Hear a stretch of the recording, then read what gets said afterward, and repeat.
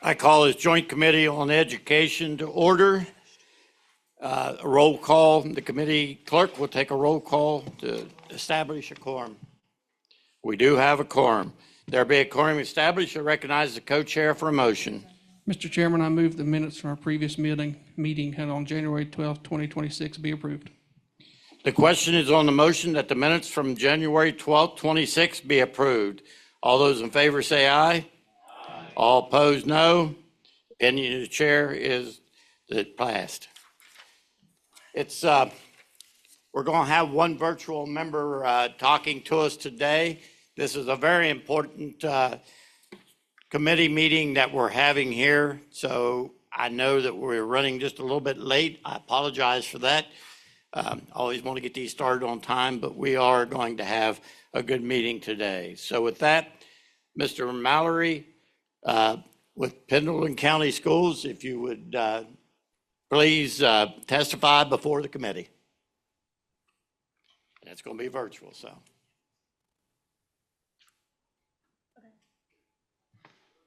Okay, I assume everybody can hear me okay. We are J.P. Mallory from Pendleton County Schools, Steve Bennick from Ohio County Schools, and Melanie Meadows from Kanawha County Schools. We are here to give you information about concerns about the school funding formula. Quite a few years of experience between us. We're going to try to give you a bit of a brief overview of the funding formula, which some of you have more experience with than others. And then we're going to talk about some things that affect us overall in terms of the county school systems and some individual data from our respective county school systems that we represent here today. Thank you for having us. Thank you for letting us speak to you. We are members of the West Virginia Association of School Business Officials, so we think we play a vital role in school system finance, and feel free to reach out to us anytime if you have questions regarding the funding formula. So a brief review, the Public School Support Plan, sometimes called the school funding formula. State aid funding formula is a basic 7-step plan. There are some other allowances go along with that. The overview, certainly professional educators, step 1. It funds professionals for 200 days. Anybody employed beyond 200 days, the county has to find another way to pay for that. It does not fund every single professional position. There are some that we'll talk about today that aren't funded. It certainly funds a majority of professional positions. Step 2, service personnel, aides, cooks, custodians, bus drivers. Step 3 is fixed charges, so Social Security, workers' compensation for steps 1 and 2. Step 4, transportation. It does reimburse up to 95% transportation expenditures that qualify. There's a sliding scale based upon sparsity among the particular counties. Step 5, professional student support personnel. Examples here would certainly be nurses, counselors, social workers. There is a ratio that provides X amount of funding for the counties, and they can use this funding for those positions up to a designated amount based upon enrollment. Step 6, allowance for other current expense. That's a lot of maintenance expenditures, repairs, other expenditures that don't fall into place in the formula. It's reimbursed up to around 71% of expenditures, and it's a kind of a complicated calculation. It takes into account square footage. It compares your average square footage per pupil. It looks at how many buildings you have. It looks at your expenditures compared to the average across the state. It ends up to an average, and you're reimbursed around 71%. There's also a percentage allowance for professional substitutes, service substitutes, and faculty senate. Faculty senate funds we get at the county level dispersed to the schools for those eligible for faculty senate funding. Substitutes is certainly a concern as we have more expense over the years with substitutes, more time being taken off, more substitute expense being incurred by the county boards. Step 7, commonly called improvement for instructional programs. That could be textbooks for counties. It could be professional trainings. It could be some distance learning, some technology initiatives. Step 7, then we have some technology funds that are allocated out of Step 7 as well, which we call local share. As local share grows or decreases across the state, but it's grown for quite a while, a certain percentage goes in to increase that particular funding. Advanced placement, a very small amount is set aside for advanced placement expenses, whether it be programs or testing. Teacher and leader induction, Step 7D, that's a fairly large amount in recent years that goes towards training, and it looks at the experience levels of teachers and administrators in the county, and then based upon certain ratios determines how funding can be distributed among the counties. And that didn't exist 6 or 8 years ago. It came into being for training, and it has been a pretty large sum for counties, relatively speaking. So you take those 7 steps and you get a total. It's called the total basic foundation allowance. You subtract local share, or 85% of local share. So that's the regular levy that counties have. It's not any excess levy. So if a county generates $4 million, let's say, in local taxes, 85% of that is subtracted out. That means the county gets to keep 15%.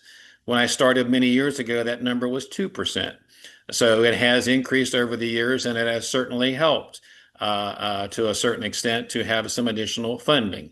It is still only 15%, but that is what's allowed to be kept, 85% subtracted. And then there's some other allowances, payment in lieu of taxes, some smaller amounts. But then you get to Step 10. That's the amount the state remits to the counties, state aid allowance. So what are some important data used in the calculations? Certified enrollment data, October 1st collection. We as counties have to verify who we have employed. You have enrollment, you have certified list of personnel. So enrollment is how many students do we have enrolled. That needs to be accurate. It needs to be updated. And then you have certified list of personnel. That's how many employees we have, service and professional, and that's used to determine funding. We're only funded for the limits set aside by the funding formula. But again, those are very critical guidelines. Transportation data. So it does look at bus fleet, how old our buses are. There is an amount of bus replacement funding we get per year. The buses are looked at on a 12-year cycle. Mileage calculations come into play, and that data has to be submitted and be accurate. There is some financial data that is used based upon like expenditures. If you're reimbursed for transportation or operations and maintenance, you have to look at the last fiscal year completed. So you're usually about 2 years behind. So for 27 computations, our fiscal year is getting ready to start July 1st. The state was looking at FY25 data, the last fiscal year completed. Looking at that average daily attendance goes into some Step 7 calculations. And then certified facility square footage data, that comes into some Step 6A calculations. Counties have to verify with review from the State Department square footage in the schools. Then they look at expenditures and they do a ratio calculation to help determine the allocation for Step 6A. So then we have, so breaking down enrollment, and enrollment is what is the engine that drives the funding formula. There's just no doubt about it. You're allowed basic enrollment for students. And so then what beyond students is looked at? Certified adults up to a certain amount. There is an adjustment for districts less than 1,400 that was started, I believe, in 2008. It was enhanced in 2019, and those of us that are below 1,400, there's at least a dozen across the state. Most of us are rural, sparsely populated, spread out. That has been a lifesaver. There's just no doubt about that. There's some jointly established schools where the sending school provides the transportation. And I'm not an expert on that, but there are some calculations for that. And then, of course, you have the calculations for public charter school students. The State Department looks at those residing in your county, looks at the effect on the school funding formula, and then it takes those calculations into account. So classification of districts. The districts are divided into, for some of the purposes of reimbursement and staffing allocations, 4 basic categories. Sparse, less than 5 students per square mile, low 5 to 10, medium 10 to 20, and then high 20 or more. Some basic categories. Now, if you look at the calculations, so this slide here is Step 1, allowance for professional educators. Those numbers, so a high density county, let's say a county that has a small in geographic area but large in enrollment, gets 72.3 funding for professionals per thousand enrollment. A sparse county, let's say a Pocahontas or even a Pendleton that I represent, gets 72.75. So while there is a ratio there, it is certainly not a huge gap.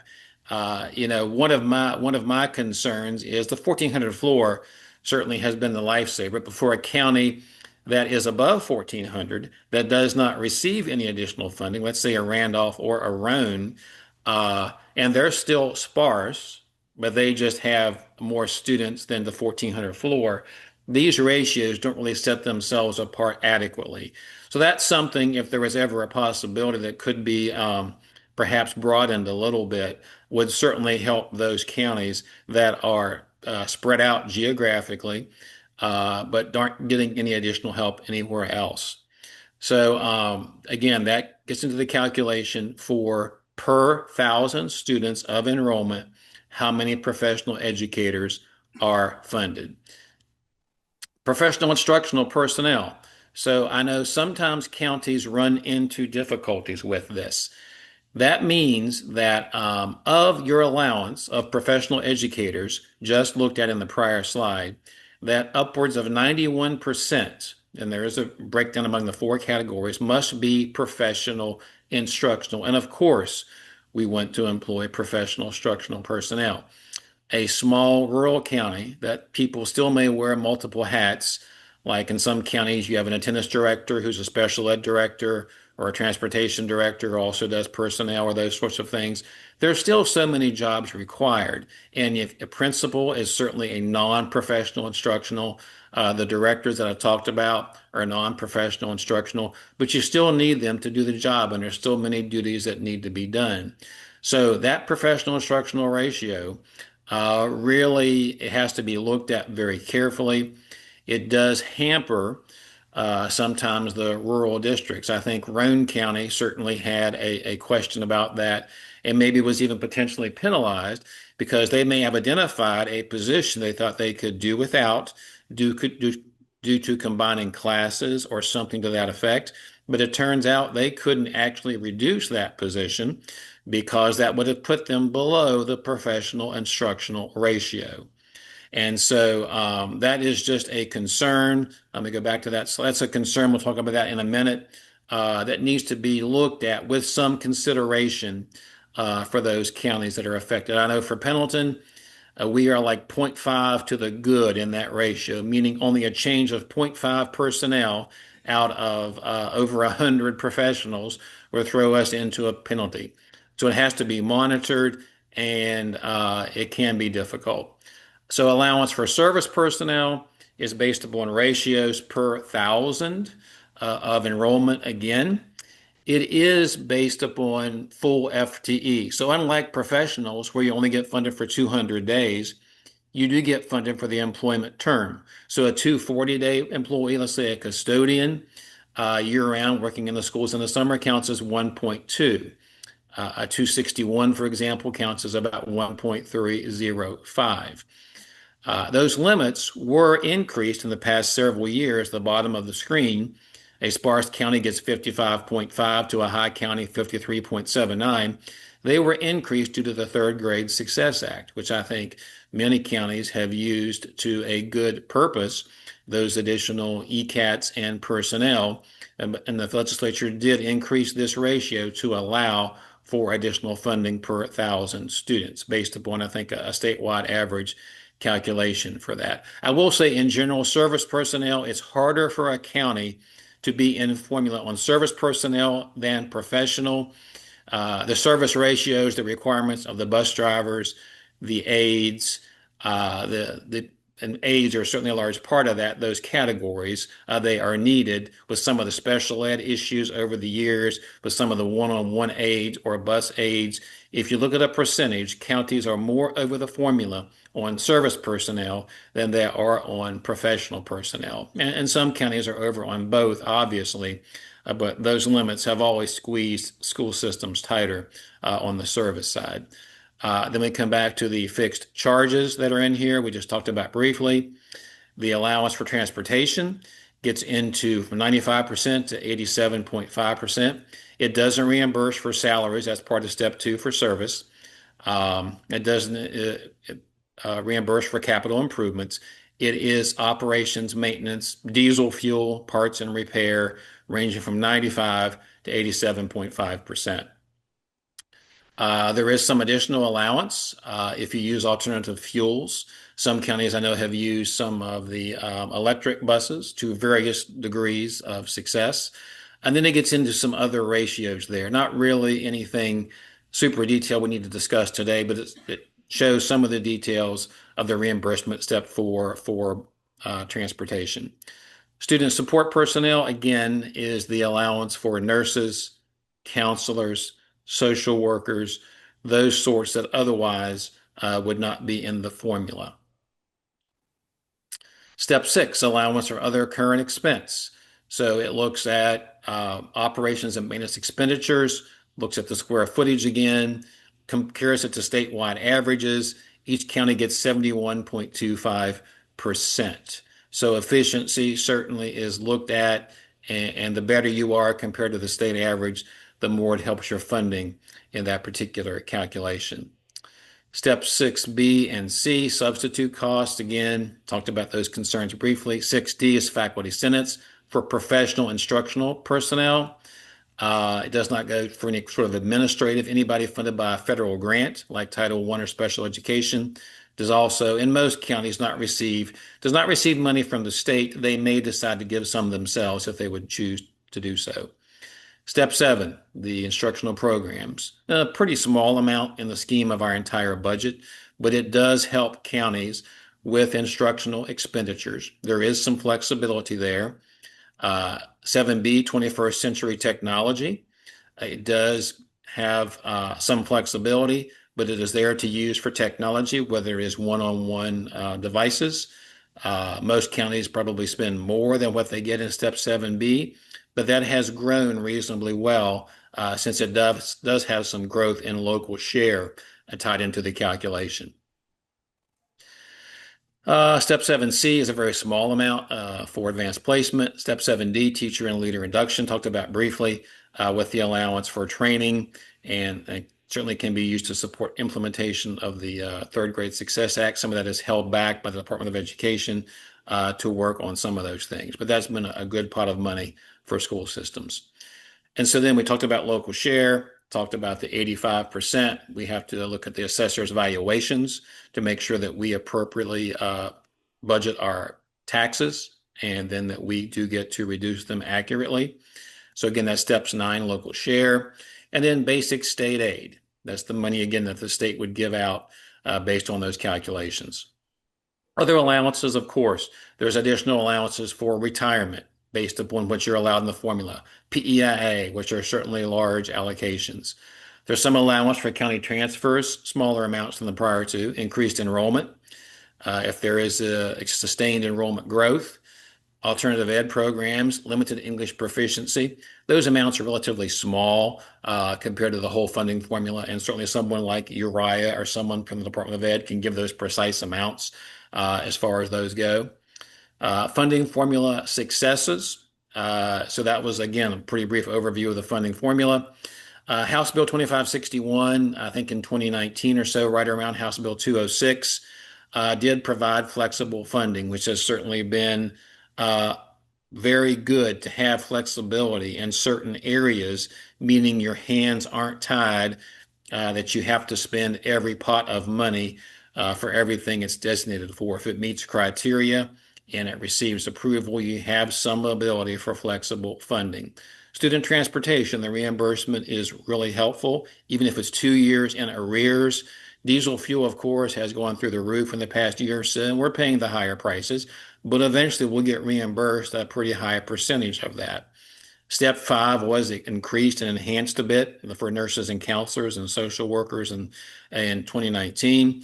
There's 3-step increases for math and special ed teachers have certainly been helpful, and to pay those teachers accordingly, whether it's still difficult in maintaining those teachers and recruiting them.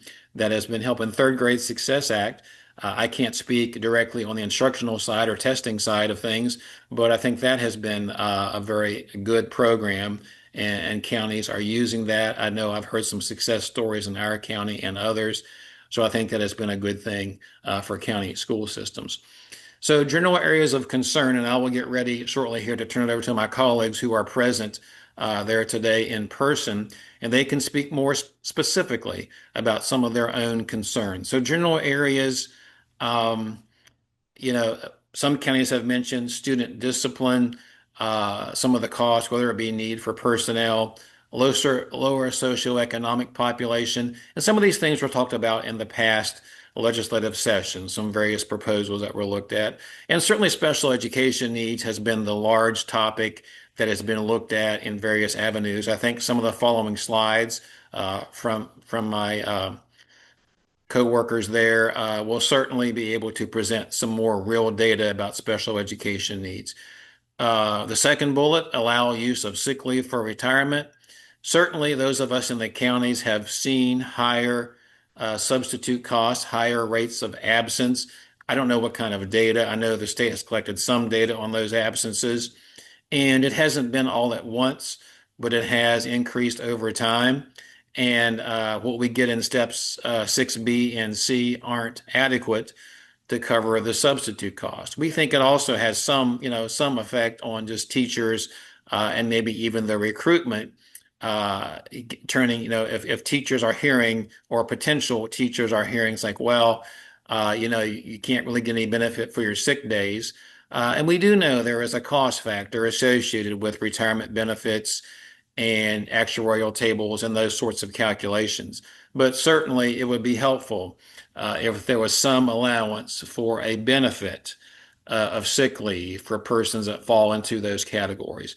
The personnel ratios we mentioned for professional and service, the 70 some per thousand for professional, 50 some thousand for service, that has not really been revised since the 1990s. There have certainly been increased needs for certain kinds of therapy, certain kinds of social, emotional needs, special education, certainly. So the staffing ratios would be an area of concern. Service staff funding, as already mentioned, has long been inadequate, and that would be an area of concern as well. Funding is tied to enrollment, and we know there was discussion in the past session about various proposals for that. But I would certainly say, while the formula works better than some people might say, there is some concern about adequacy. And enrollment, the underlying sentence, expenses do not decrease at the same rate as enrollment. Those of us that have been in the field for a long time and certainly understand that just because you lose 30, 40, 50 students doesn't mean that you are losing a whole classroom or losing a bus driver or losing an aide. You're losing revenue. It's not just like a business where we can just stop selling a product and stop buying a product. It is very different, very frustrating in terms of we want to reduce expenses. No, we don't make all the decisions, but we know with some of the rules and regulations, it just doesn't decrease at the same rate as enrollment does. And so, and I don't know that there is a particular catch-all answer for all of that, but certainly an understanding that expenses do not always decrease at the same rate as enrollment. The 1984 supplement, I know Berkeley County particularly has some concerns about that. And I'm not an expert, but those counties that had levies and then the state provided some equity. Some of the counties with levies, I think, were kind of picking up the tab on their own, and the state picked up the tab on some of the other counties. So counties like Berkeley and others have a real concern about the 1984 supplement, how it affects their counties particularly. Talking about professional funding, it doesn't fund all positions, such as the treasurer. The treasurer position, those of us speaking today, aren't funded. The counties have to find a way to pay for us other ways. Certain directors like maintenance, transportation facilities, certain technology positions, even certain therapy positions like occupational or physical therapy, some of those aren't funded. The high cost living areas, I know that's been debated. Certain parts of the state, there's a higher cost of living. There really is no factor for inflation as costs go up in the formula. Yeah, we get reimbursed on some things, but if you have property insurance that's increasing, liability insurance that's increasing, other factors that are out there, there is no real factor for that.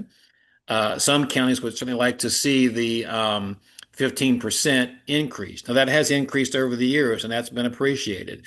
But I can see where a high growth county generating a lot of taxes would certainly like to see consideration for that. The final point on this slide is the current formula really is not unreasonable, but some of the concerns mentioned, special ed being certainly one that's been in the spotlight, we do feel like there is some underfunding in the school funding formula, and that's the concern. That's why we are here today. We appreciate being asked to be here today, and that's where we kind of get into those concerns. Sharing of services. We were asked a little bit to talk about sharing of services. There used to be what was called RESAs, Regional Educational Service Agencies. They were authorized a number of years ago in legislation and State Board of Education. They were authorized to provide certain services such as administrative, curricular, media, instructional. They weren't put in place to replace school boards or boards of education, but they were to provide assistance, whether it be specialized training, whether it be Medicaid billing and support, whether it be some special education services, and some others that were mentioned. So they existed for a number of years. They were debated in the last 20 years or so. Were they really needed? Were they really necessary? The RESAs, regardless of how people felt about that, were defunded in 2017. I believe it came out of West Virginia Board of Education budget, and it was passed in legislation eliminating them. What was reported was about 3.5 million savings. I do not know those numbers directly. That was what just was reported at the time as I went back and did some research on that. So as a result, some counties, RESAs were no longer being funded, but did form educational service cooperatives in place of the RESAs. Eastern Panhandle in Berkeley County shares all the way down into Pendleton County. It has been very productive, and I think it has been good. It certainly is limited in number of services it can provide, but again, Medicaid billing, some support for bus driver training. And some counties that are maybe closer geographically may receive more services than others, but again, that's just common sense how those things happen. And again, there's no real dedicated funding for those. So the ESCs, I think there's a few around the southern/Metro Kanawha area, a few ESCs. They did not reform in every part of the state. There were a few that did. I think they're all working relatively well, but there's still some limitations in what services they can provide. Multi-county vocational campuses, those of us that are small or wouldn't have funds to do it on our own, those have been very beneficial. There are several of those around the state. In Grant County, Hardy, Grant, Pendleton, for example. I know there's Roane Jackson, there's different ones. There's James Rumsey in the Eastern Panhandle, and more across the state. Small rural counties would find it very hard to offer some of the mechanical, electrical, welding programs that are so needed if we had to operate our own programs with small numbers. So those have been successful. And larger counties can share things such as Medicaid billing and E-rate, and even as small counties benefit from the Medicaid billing assistance. That has been very beneficial for a small county having the expertise of our ESC that has continued beyond the RESA. Individual counties, sharing of services has been a little more difficult. Some of it is geographical. Some of it is finding persons being able to travel among the counties to do the jobs. One example is, I believe, Wirt, Roane, and Calhoun share a food service director, and I'm sure it keeps that person busy among those counties. Geographically, they're pretty small, pretty close together, and the Wirt County treasurer, finance person has said that has worked fairly well in that particular category. It's less of a hands-on position, but it certainly is oversight of the budgets, oversight of the food programs, the meal service being done. And that's one example of sharing among counties, again, Wirt, Roane, and Calhoun. And just one reminder, I think, for the room, we understand most of us in this room today presenting or maybe all of us are CPAs. We have financial backgrounds. We also understand that while we operate like a business, there's so many rules and regulations. We can't operate totally like a business because we can't just stop serving certain customers. We can't, alter our products too much. So it's a bit different that way. And so even our smallest counties have a $20 million budget and have several hundred employees. So while we're not opposed to the sharing of services, the Wirt, Calhoun, Roane example was there. There's still a lot going on even in an individual county. So maybe in certain targeted areas, things can be done. At the same time, we would need to look at those on a case by case basis. If that mandate or desire ever came down, we certainly want to be able to take a look at it and look at some of the pros and cons of those. I will say, sharing of services, many counties, particularly in your smaller counties, even mid-sized counties, have personnel, and this is from one county in particular, has a personnel director in charge of transportation, a special ed director in charge of attendance. A lot of that's due to that professional instructional ratio, which limits how many administrators you can have and penalizes you if you have too many. And it does go to show many counties take this seriously at trying not to just have persons there for the sake of having persons, but to actually get the work done and be as efficient as reasonably possible on those particular areas. Small county concerns, we're getting ready to turn it over to my colleagues there in the room.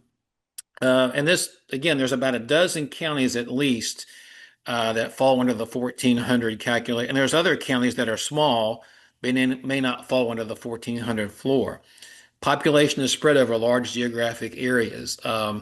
We as counties do not select where people live, and you're still trying to get them to schools or offer certain incentives for them to provide other alternatives to get their children to schools. And to various degrees of success. Pocahontas County, for example, has 1 student per square mile.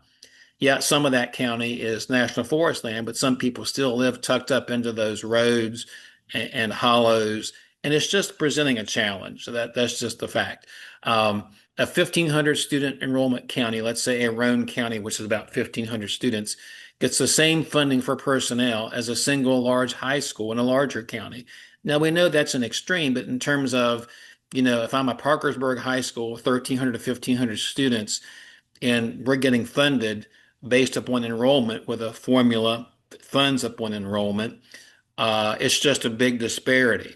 So obviously, the more economies of scale you have built in, if your people live closer together and you can maximize class sizes and transportation, then yeah, it's easier. And doesn't mean you don't have other issues. You do have other issues, but in terms of just providing the basics, it's a challenge. Already mentioned, expenses do not decrease at the same rate as enrollment. Unfunded positions, already mentioned. Repeating, the 1,400 floor has been a lifesaver. I've lived it for a number of years, and it has been a true lifesaver. It was implemented in 2008. It was phased in. It was enhanced in 2019.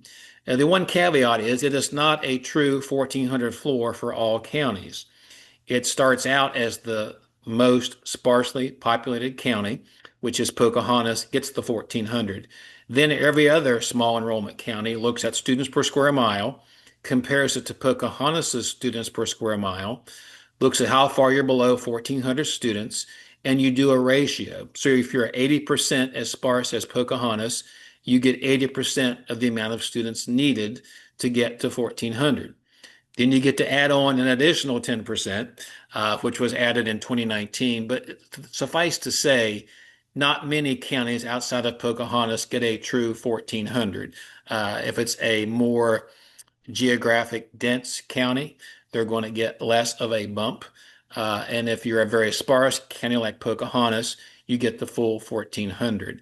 But for all those counties, it has been a true lifesaver, not to have excess, but to provide the basics. In Pocahontas County, for example, 1 7 through 12 middle high school. Pendleton, 1 7 through 12 middle high school. And sometimes you have elementaries in your river valleys tucked in between mountains, and you're trying to limit how far you put those kids on buses. But some of those counties underwent consolidation back to one high school many years ago, and across the state, even some of the medium-sized counties have gone to one high school, Hampshire, for example, and that's a long trek, but they took the step years ago to go through some of those consolidations. Pendleton, for example, went all the way to the state Supreme Court. Pendleton won that case in terms of consolidation, but it was hotly contested, to say the least. But the Board of Ed at the time was willing to say, for our survival, we need to go down to one 7 through 12 high school. Um, Professional instructional ratio was mentioned briefly before. 91.07% to 91.29. This is where a county like a Roane certainly mentioned for an example, and others as well, and have a difficult time. Meaning, if you're funded for 100 employees, let's say, 91 have to be professional instructional. Okay, we've lived with that for quite a while. As you have needs for principals or assistant principals and directors, and again, special ed, attendance, so on and so forth, you do things to combine them. And conversely, if you're able to identify, well, in this school, we can save two professional positions because we can combine classes, or we can do a split grade or something. Well, if you go below this and you lose too many on the instructional side simply because you found a way to be more efficient, you're going to be penalized because you still got to have 91% of your personnel, and there's still job duties that have to be done. And it keeps those people pretty busy all of the time, making sure that gets done. So it's one of those things when you're small, the PI ratio can have a detrimental impact on your funding. The other two items here on this particular slide just show in general the funding allocations for professional and service. So I would say Randolph County, for example, roughly 3,000 students, has some concerns. Obviously, the Harmon School, the Pickens School, they've made some decisions to close some schools. They still have some challenges. It's still a very rural, mountainous county. It's near where you are in Tucker County. I think there's some merit to say, if you're a sparse county, maybe we need to look at the funding ratios. And there's a list of sparse counties, and Randolph would be one of them. Doesn't get the 1,400 floor funding, but certainly gets the same amount of personnel per thousand just about as a county that's very small and dense, which is a relative term in West Virginia, but still there are some disparities. So that's one thing that can be looked at. The service ratios on the left-hand side of that box on service on the lower right, it shows what they were before the Third Grade Success Act. It shows what they were after the Third Grade Success Act. A little bit more of a spread between high and sparse, not a great amount, but it does show those particular allowances for the particular ratios that are there. Again, summarizing the ratios on the, went over that, no reason to hit that again. Finishing up on the small county concerns, some of the counties do have smaller tax bases. Some don't have excess levies, and we can argue that point. And believe me, I've argued that point for many years. There's about 8 to 10 counties, not all below 1,400, but some of them that don't have the excess levies. It generally is a more rural population, an older population on fixed incomes, and quite frankly, it's just more of an aversion to passing the excess levies. And those of us that work in the educational system, we would do backflips almost to make sure that we had some of those excess levies. We can't control all those things, and we do the best we can to manage the budgets the best that we can based upon the resources that we have and the needs that we have. So these are just some basic bullets. We do think that rural counties are certainly important in providing a similar access to services. We know there are limitations in that ability to do that.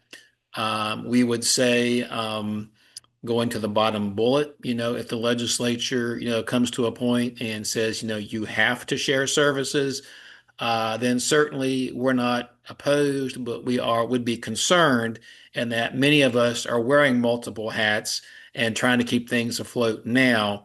And so, and with the 1400 floor, we've managed to do that, and so we kind of stay one thing at a time, one day at a time doing it.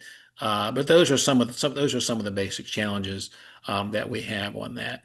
But that being said, certainly now the colleagues in attendance, Steve from Ohio County, Melanie from Kanawha, and I think even Jim from Berkeley is not going to present, but I think he is in the room today there to answer questions.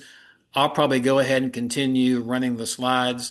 But Steve, if you are able to go from Ohio County, Steve is kind of representing his county, obviously from Ohio. It does fall more or less in the mid-sized county concern. So Steve, go ahead and take it away when you're ready. Oh, now you can see we've got quite a challenge ahead of us. What I'm asking is that we're going to hold all questions until all the presenters have had a chance to speak, and then we'll entertain the questions. And we do have Mr. Butch here from Berkeley County, who's also not on your agenda, but we're going to allow him to testify before the committee today. So Steve, please take the floor and continue. Hello, everyone. Thank you for allowing me to speak today. My name is Steve Bennick. I am a CPA and the Treasurer and Chief School Business Official in Ohio County. As I go through my slides, we were thinking about, I was brainstorming with my superintendent about what to speak about today. And as we talk about our challenges, please note that I don't think our challenges are unique to the state. I think they are actually pretty common. But at the same time, we attack all of our challenges in Ohio County, and I'm sure many other counties do this. We attack it from the point of view that we not only want to be fiscally responsible, but we also want to be high performing. That's incredibly important to us in Ohio County. So our three current challenges, biggest current challenges that we have in Ohio County include decreasing tax revenue, decreasing enrollment, and increasing expenses. I'm going to try to put some actual numbers to what a lot of what JP had spoke about. Decreasing tax revenue. It's no secret that Ohio County lies a little bit in the gas and oil fields. We are not quite as we don't have quite as much as Marshall or Doddridge or Tyler or Wetzel, but we have a little bit. And for quite a while, it had been noted that we may be losing some of that revenue, and sure enough, it has happened. As you can see, fiscal year 2022, we had roughly $38 million between our regular and excess levy. It peaked last year in fiscal year 25 at $49 million, and this year through April, we are back down to $34,000 below fiscal year 22. So that has been quite a challenge. I look for that to end closer to the fiscal year 22 number by time the year is over, hopefully. But that is something that we have known was going to be coming on the horizon. Yet we planned for it and kept going. So increases in expenses. The big one that has been talked about, of course, is special ed. Special ed, before we talk about any federal funding, the numbers that I have provided are from our general fund exclusively. Fiscal year 22, we were at 7.1 million in expenses out of our general fund, and through April of 2026, we are at 9.5 million. As you can see, that is quite the increase in special education funding. Again, like I said, these are just real numbers that I'm trying to put to what JP had spoke about earlier. Our child nutrition funding, this was just something that was intriguing to me. In fiscal year 2022, we were almost to $5 million in expenses. This year, we are at almost $5.6 million through April, of course, and that is including payroll for the rest of the year. The expenses will be closer to 5.9 million in my estimation, and that is feeding less kids. As you're going to see in a couple of slides, our enrollment is down significantly from fiscal year 2022.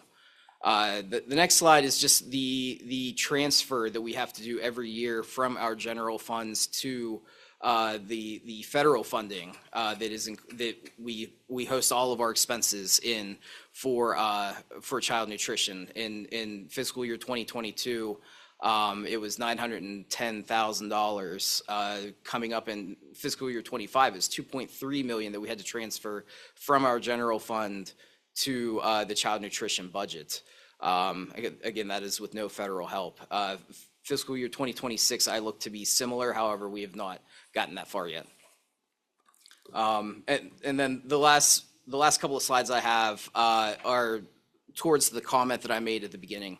Our enrollment has decreased roughly almost 10% since fiscal year 2022, 5,023 in fiscal year 2022. In fiscal year 26, it was 4,580 students.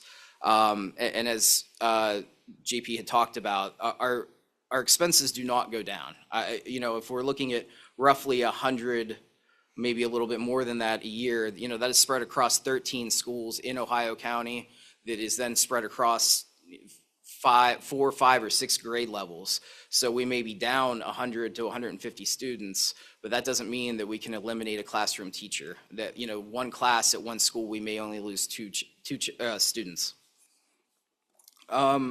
So the last couple of slides that I have show how far over the formula we are with our decreasing enrollment. So we may not actually add staffing, but that doesn't mean that our over the formula number does not go up. Of course, it goes up because of the loss in enrollment. But our overage over the formula is by design, as long as we can be fiscally responsible. The reason that we are so far over the formula is that we are committed to offering a robust variety of classes, especially at the high school level. But as you can see, despite that, because of our decrease in decrease in revenues, we've had to be fiscally responsible. And this year alone, we do have 38 positions that we have RIF'd. So hopefully that number that you see, that 124 number over the formula, hopefully that's going to go down. However, the enrollment is going to be a big piece of that. And as I said, I am very proud to be from Ohio County. I'm very proud to work for the board and superintendent that I work for, because their eye is not just on being a system that functions, it's being a high-performing system. And as I said, those numbers over the formula are somewhat by design. The one area that we pulled was the consistent high-performing counties throughout the state. And just quick, of course, money doesn't fix everything, but I don't believe that you're going to be able to compete if you don't have funding. So, as you can see with JP's got it up, the same counties tend to pop up regularly when you're talking about high-performing systems. And if you go one more slide, all of those high-performing counties, they're all over the formula to varying degrees. And the point is that we need to offer a robust system so that students can be prepared when they leave our high schools. That's pretty much all I have, but those are our challenges. That is our thought process that we go through when we do budgeting and financial statements every season. And I'm going to turn it over to Ms. Meadows, but thank you so much for your time. Again, while Ms. Meadows has come forward, I want to remind everyone that I'm not trying to overload you with all this information. It was emailed out to you Friday. And so you've had a chance to review it, and I can guarantee you we're not going to make any decisions today. So you will also have a chance in the future to review all this information that's being given to you, so that later on something will crop up in your head and you got the information, go back to and look at it. Ms. Meadows. Good afternoon. Thank you for having us. My name is Melanie Meadows, and I am the treasurer of Kanawha County Schools. And the first slide that I'm going to talk to you about are concerns from a large county perspective. And the examples today are Kanawha and Berkeley counties. So for a larger county, we tend to have higher transportation costs, but also a lot of bus driver shortages. We have longer staff and student commute times. We have very extensive facility needs, challenges recruiting and retaining staff. Both of us, both Berkeley and Kanawha, we are subject to neighboring counties and neighboring states that offer higher pay. We have additional administrative staffing needs and some technology and connectivity disparities.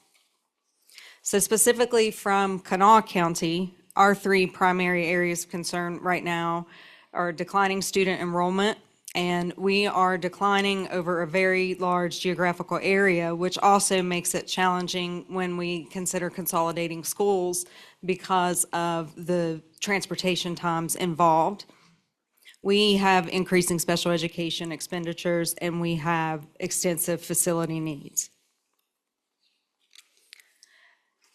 Over the past 10 years, we have lost more than 5,200 students, with our largest decline in enrollment being over this most recent year, where we lost almost 1,000 students. When we lose 1,000 students, we have to make some extreme personnel cuts, and over the past 10 years, we have cut more than 2,300 positions. The largest, again, being this past year, we had to cut 140 positions. And when we cut positions, we cut them across all levels. We cut service personnel, professional personnel, central office personnel. We try to get it as even as possible while still providing the best education possible. I think one of the big factors being in such a large county as Kanawha is the economic impact of being such a large employer, and we make such a large reduction in local workforce that causes increased unemployment. It causes reduced household income, reduced tax revenue, and then it increases relocation because people tend to move to where they can find an available position. As previously mentioned, a big concern in Kanawha County, and I think the majority of our counties, is the increasing special education expenditures. Just as an example, and this is just like Mr. Beniak said, this is just looking at the state portion, not any federal aid that we receive for special education. Our state aid allowance per pupil for FY25 was $5,300, but for special education, we spent $6,700. And if you look at our special education population of around 5,100 students, that's an annual excess cost of $7 million for Kanawha County. Why is this happening? Well, primarily for us, it's the specific staffing requirements, the individual age, the speech language pathologists, the occupational therapy, PT. Some of the students have specific transportation needs. They need specific equipment. Certain student needs require certain classrooms, a sink in the bathroom, or a sink in the classroom, or a bathroom in the classroom, those sorts of things. And those construction costs increase, that's $7 million. Another big concern that we have in Kanawha County is, as I previously mentioned, even though we are experiencing such a high rate of declining enrollment, we still have 900 square miles that we're serving. And even though we have consolidated where we can, we still have 62 active learning facilities. We're facing increasing utility rates, increasing maintenance costs, the parts, the labor, the upkeep. And if we defer maintenance, then obviously that's causing, shorter equipment lifespans and increasing those day-to-day operational disruptions specifically with HVAC, those sorts of things. And then we are starting to see in the maintenance area difficulty in employing qualified staff, plumbers, electricians, HVAC repair. They go and work for other entities because they can be paid quite a bit more. For specific concerns for Berkeley County Schools, I'm going to turn it over to Mr. Butts. I'm for Mr. Butts. Has your information been posted? Yes, sir. Okay, good. Thank you. Thank you, sir. Again, I want to thank this committee for allowing us to speak today. The unfortunate part of me going last is I'm between you and lunch, and I know we need to get back on track so we have time to answer questions as well. I have 5 slides. I'll try to go through them quickly to get us back on track, but also provide substance. Majority of what we as a public school system deal with is about 75 to 80% of our costs are people and staffing. So what I want to focus on today is just expand upon what my colleagues had already mentioned, is the staffing ratios, how they are today, special education expenditures, which this committee has heard before, the 84 supplement, and specifically transportation costs for Berkeley County. So JP, if you can do the next slide. There you go. So you've seen this before, and I want to kind of put it in context. This is the number of staff we're allowed to have per 1,000 students in the system. And when you look at the statewide and you adjust out the 1,400 enrollment caps that JP talked about for the small counties, 54 of the 55 counties are over formula on the professional side. All 55 counties are over formula on the service side, and 35 counties are over on step 5, which is your support personnel. And that is not to mention then before you even talk about those that aren't even in the formula to start with. So statewide, there's 4,550 staff that public school systems are paying for that are not funded by the state.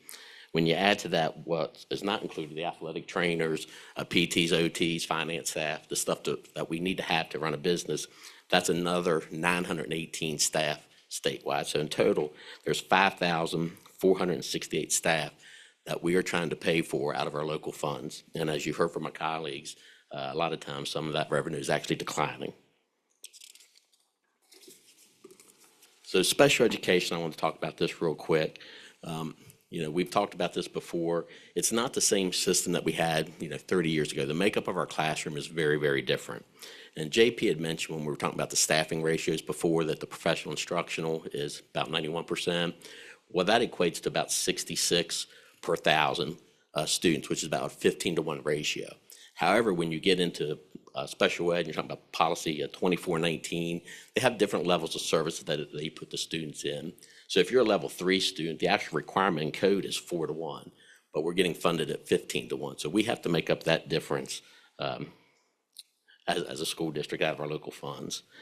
For Berkeley County specifically, just on pre-K transportation alone for special needs, we spend about $1.6 million on contracted services for just transportation side. Then when you get outside of that, given our location, we actually have a fair amount of students that we have to do what's called out-of-state placement. We cannot provide the services in the state, but we have to pay for those children to still get the services.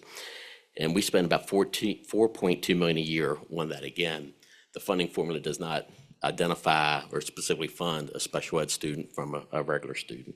So we spend a significant amount of money there. And for Berkeley County, I think we're the largest disparity between what we spend and what the state and federal reimburses us. Of that 66 million, we get about 10, 11 million from the feds and from state grants. So we're picking up the rest of that out of our local funds.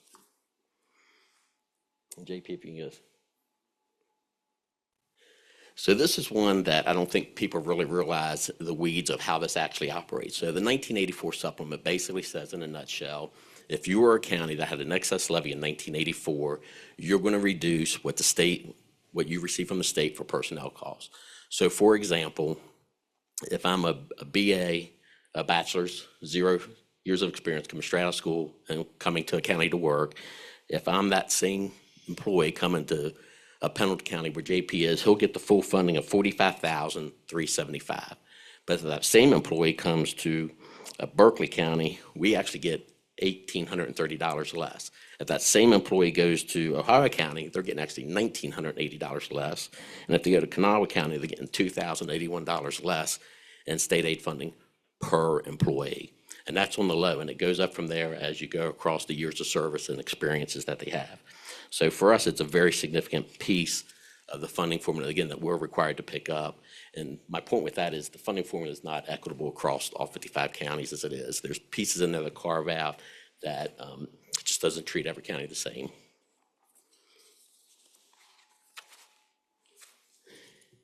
And the last thing, transportation costs. While we're Kanawha County and I are both large counties, we have different needs, and I think part of that is geographically where we're located. And Berkeley County, we have a homeless population of 551 kids. We are required to provide them transportation to and from their home school where they were before they became homeless. Kanawha County actually has a robust public transit system. Berkeley County does not. So we pay contracted transportation services for those kids to get to school. And in Berkeley, we spend about $3.1 million in funding, of our funding, to make sure that they're getting there through contracted services. One of the areas that we'd like to see changed in the legislation is, right now, you can use vans to transport kids to extracurricular activities and other activities, but it is not allowed in policy to transport a kid from home to school. So the problem with that is, we can't have bus drivers for 551 routes going all over the county, because when they're homeless in one area, they may move and become homeless in another area.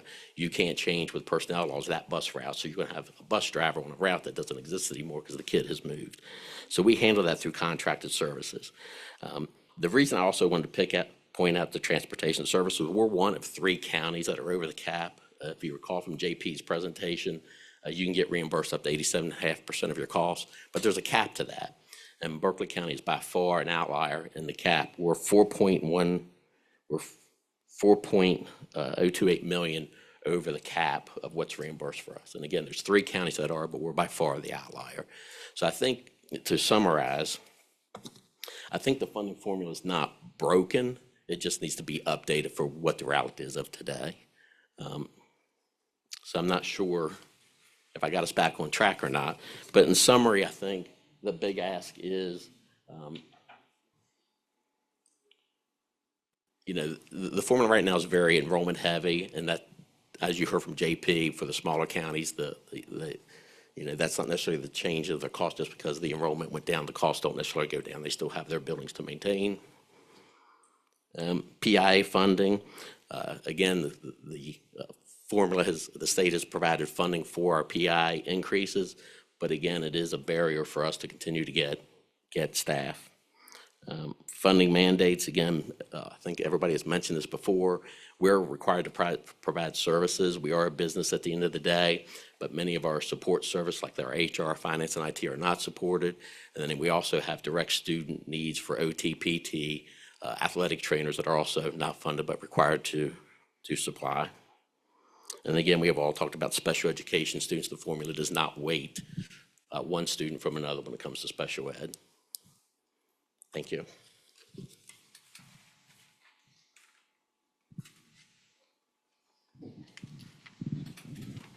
I will remind the committee we have 14 minutes of what we have in questioning that's left, because we do have some lunch that's here. But what I wanted to say up front, and I see several hands going up, the vice chair will circulate with the mic, but what I want to say to the committee is, if we don't get all the questions that you want answered today, you can certainly write those down, send them to the staff, and the staff will get an answer from the appropriate person or persons that you're asking, and we will share that with the entire committee.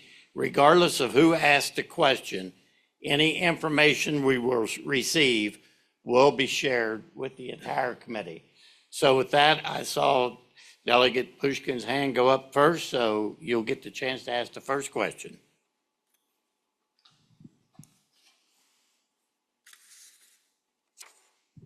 Thank you. Thank you, Mr. Chairman, and I'd want to thank our guests for being here, and I appreciate what you all do with what we give you, which apparently hasn't been enough. So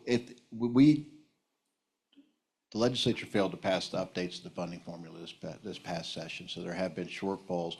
So in regards to what specifically is being cut, could you be more specific about like what areas, whether it's the arts, like schools have had to cut back on, some schools don't have bands, or possibly which specific positions are being cut as far as faculty and staff, and last, about school closures in your respective counties, if we're looking at more school closures because of the failure to update the school funding formula this past session. Again, I'm Steve Bennett from Ohio County. We've not had the school closures yet, so that's not come to our portion of the state yet. As far as cuts, it's really across the board. I mean, it really kind of starts with service personnel because we were heavier there to start.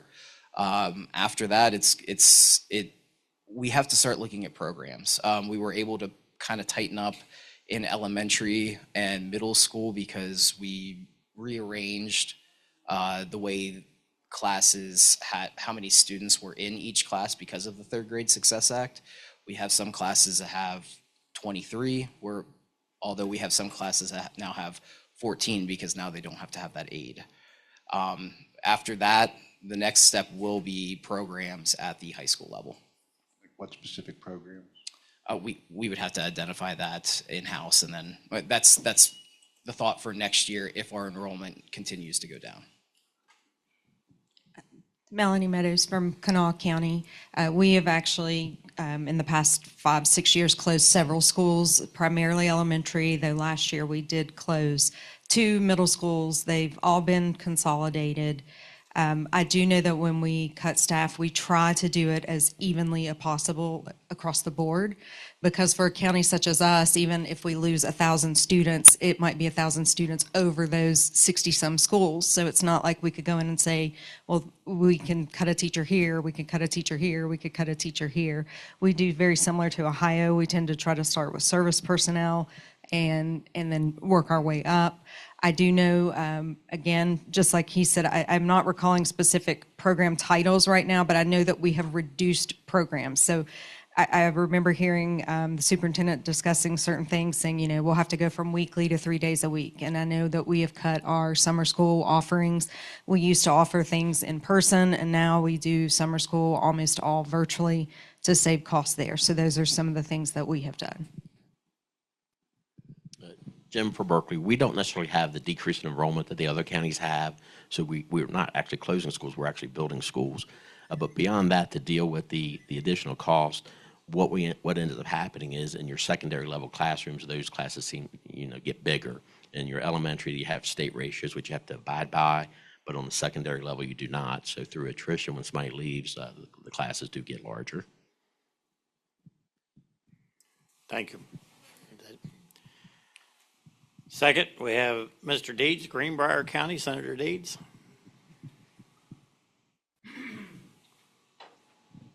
Thank you, Mr. Chairman. A couple of questions. You did have a slide that had the solutions written out there. Were the first part, was that rank ordered, or is that just a list? First part of the question. Second part would be, of course, as we look at the school aid formula, it may be helpful if we could target like 2 of the most expensive areas first, and target whether it be special education or transportation costs, and target those areas and make those improvements instead of trying to rewrite the whole school aid formula. So it's a 2-phase question. Yeah, the list was not prioritized, but to speak to the second question, I think collectively we would all agree special ed is our major concern, the funding for that. When you get outside that, transportation wouldn't even be second. It's just the personnel in general. If you saw from the one slide, statewide we're 4,000, people over the formula. And we don't hire them because we just want to spend our money that way. We hire them to put people in the classrooms. This is JP from Pendleton County.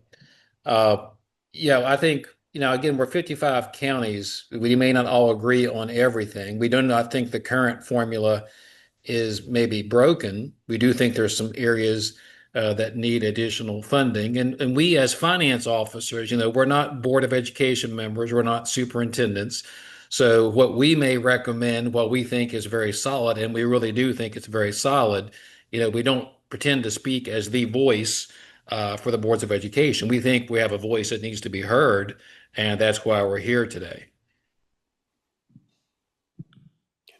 The added funding too can help at the local level, so that superintendents and board of educations can help decide where that added funding can go. If you're already over the formula like Ohio County is, it may be in the case of raises for the staff rather than adding staff because we already have that staff. And the same as Berkeley County, we're right on the border of Ohio and Pennsylvania. You can go 40 minutes to Upper St. Clair and a teacher can make upwards of $100,000. Even 20 minutes to St. Clairsville, Ohio, an average teacher can make somewhere in the neighborhood of $80,000.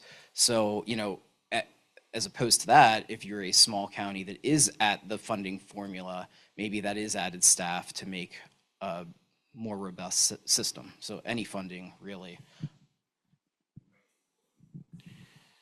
Next, we have Senator Fuller of Wayne County. Vanna, you're going to have to be faster with the mic. Okay, thank you. Two things I have. The formula that we're talking about, and it talks about enrollment, is that based on the number of eligible students in that county that are eligible to go to public school? Or is that an actual enrollment of the students in there? It is the actual enrollment of the students that are attending our public schools. Okay, okay, thank you for that. And then the other thing I just want to make a comment on is listening to this and listening to you all talk, it sounds like we don't have enough funding revenue going towards education. I mean, we could look at that thing and slice and dice it and all we want, but we're still going to be short. And that's not the goal, I don't think, in West Virginia. I think to West Virginia, I went to a conference, just real quick, that had legislators from all over the country. Every state had over 60% of their revenue going to the school system. Tennessee had 70%.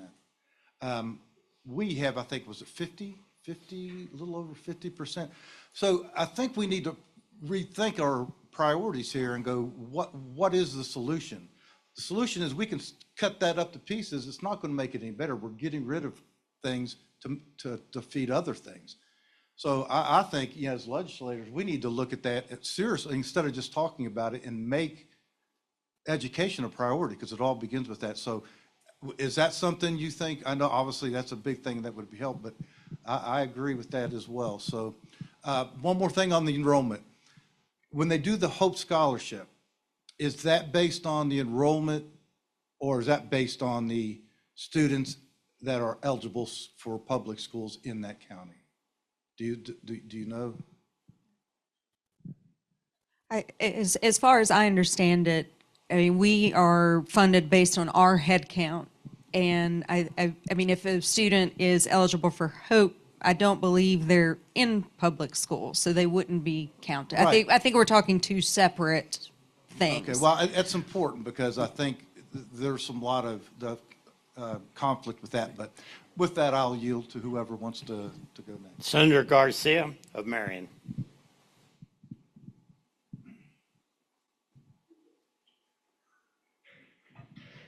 I won't go back to my seat. I'll just stay right here. Thank you, Mr. Chairman. Two questions. One about special education. There have been some solutions that have been proposed that we discussed last year that talked about having a student that's a special education student maybe as a 1.1 student, 1.2, 1.3, depending on the level of disability. So the first question I have is, would it be better to look at this because it is a special expense? It is not a normal expense. It's not necessarily something that you can put a ratio on, to have some type of reimbursement mechanism that takes into account the fact that you all are required to do this by state or federal law, that might take some pressure off of it and also doesn't try to fit it into some neat box. And then the second thing is with respect to losing population. And again, I think although that number's different than the Hope Voucher and those students that decide to take that, there's a direct correlation to a declining population of those who are deciding to accept Hope. What about the idea of smoothing over a period of time? Is that something too that might help provide some stability because of the fact that, again, like you all have said, the costs don't just go down year to year, but the idea of smoothing that over a period of time may help those counties who were impacted there. So I'll take the first question on special ed. So for Berkeley County, 20% of our population fits in one of the categories of level 1, 2, or 3 for special ed. So 20%, which is 4,000 of our students, are high-cost students compared to a general ed student. And again, the formula does not weight any of that. So yes, I'm in favor of finding some formula that addresses and weights the special ed population that we have. So in the second part of the question about the Hope Scholarship, I assume when you mentioned smoothing, you mean maybe like something with the decline in enrollment, like somehow slowing that. I mean, essentially, again, I don't think any of us here are against school choice at all. I think the factor when you mention hope, that the correlation is that some people may be leaving public school to explore those other options. And when they leave public school, our enrollment goes down and then our funding goes down. So yeah, that would be the correlation. So yes, if something could be done to somehow, I guess, slow the effect or minimize the effect, I don't know what that answer would be, but I think we would all be in favor of that, absolutely.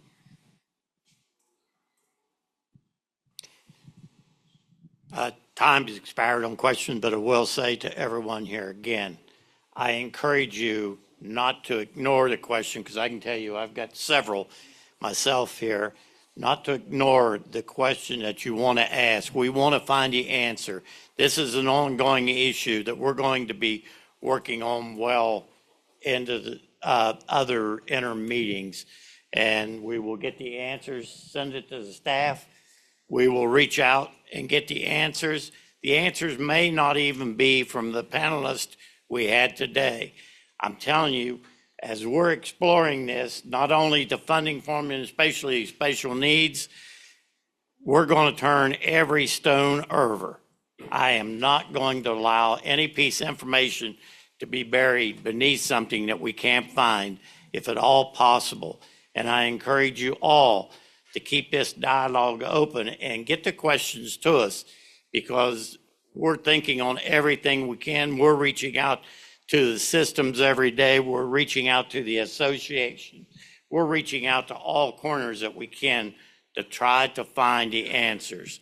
So with that, the chair will turn to the vice chair for a motion. Mr. Chairman, I move to adjourn the meeting. Motion to adjourn the meeting. All those in favor say aye. Aye. All opposed? And please keep the dialogue open. The meeting adjourned.